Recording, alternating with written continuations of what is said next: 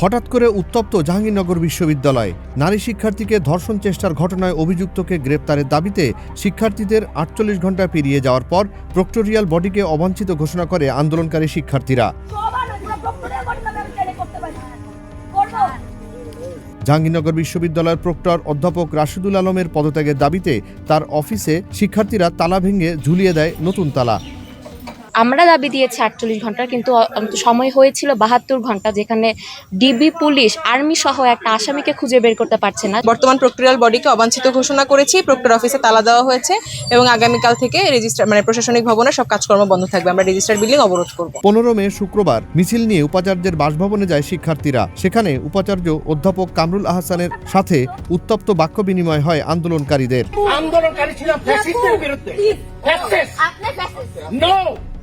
আমি এই যে এইভাবে তোমরা যেভাবে আসছো, তোমরা যেভাবে কথা বলছো, এই মিডিয়াটায় প্রত্যেকটা সাধারণ মানুষকে দেখাও একটা উপাচার্য কয়দিন ধরে দাঁড়াই আছে। কোন উপাচার্য পাইছিলা? এই যে আগের উপাচার্য, এখানে সব বাচ্চাগুলা মারতেছিল, ওই লোকটা বসেছিল ভিতরে। আর আমি তোমাদের সাথে কার সাথে কাকে মিলাম? আমি এখানে দাঁড়াই, আমি দাঁড়ায় থাকবো। আমি রাস্তার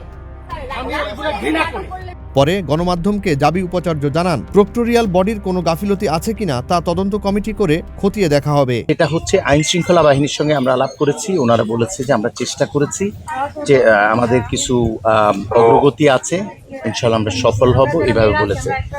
তো তারা দাবি করেছে যে বিশ্ববিদ্যালয়ের পক্ষ থেকে একটা সিদ্ধান্ত দেওয়ার জন্য।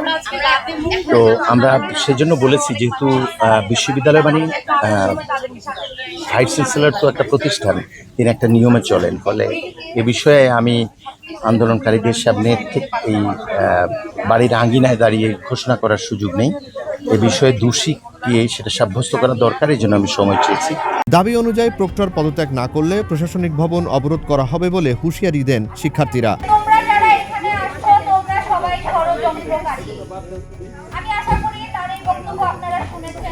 জুনায়েদ আলী সাকি, বৈশাখী সংবাদ।